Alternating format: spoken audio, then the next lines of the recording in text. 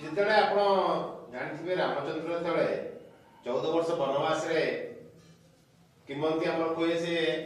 ସାରା ଭାରତ ଭ୍ରମଣ କରିଥିଲେ ସେତେବେଳେ ସେ ପ୍ରତିଦିନ ତାଙ୍କର କଥା ଥିଲା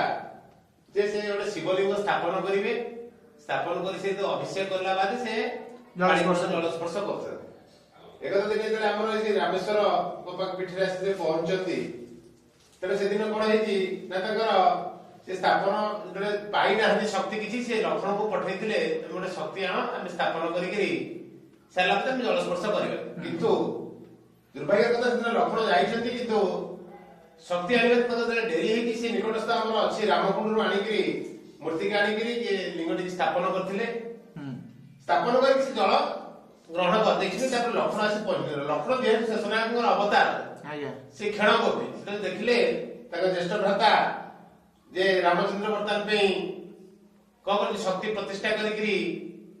ଜଳ ସ୍ପର୍ଶ କରିସାରିଲାଣି ସେ ସେଥିରେ କଣ ହେଲା ପୁରା ଖୁବ୍ କ୍ରୋଧିତ ହେଇଗଲେ କ୍ରୋଧିତ ହେଲା ପରେ ସେ କଣ କଲେ ନା ତୀର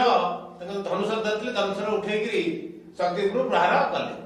ଶକ୍ତି ଉପରୁ ପ୍ରହାର କଲା ପରେ ଏଇ ଫାଟଟି ସୃଷ୍ଟି ହେଇଥିଲା କାଳକ୍ରମେ ଯେ ପ୍ରାକୃତିକ ବିଚଳନ ହଉଛି ଧୀରେ ଧୀରେ ସେ ଫାଟଟି ବୃଦ୍ଧି ପାଉଛି ଇଏ ହଉଛି ଶକ୍ତିର କିମ୍ବଦନ୍ତୀ କିନ୍ତୁ ଶକ୍ତି ସମ୍ପୂର୍ଣ୍ଣ ନଷ୍ଟ ହେଇଥିଲା ମାନେ ଶେଷନାୟକ ଅବତାର ଖେଳ କପି କିନ୍ତୁ ଏତେ ଜୋରରେ ସେ ଶକ୍ତି ପ୍ରଦାନ କରିଥିଲେ ମଧ୍ୟ ଯେହେତୁ ଏଇ ଜୀବନ୍ୟାସ ହେଇଥିଲା ତେଣୁ ଆର କିଛି ବିଶେଷ କ୍ଷତି ଘଟିଥିଲା।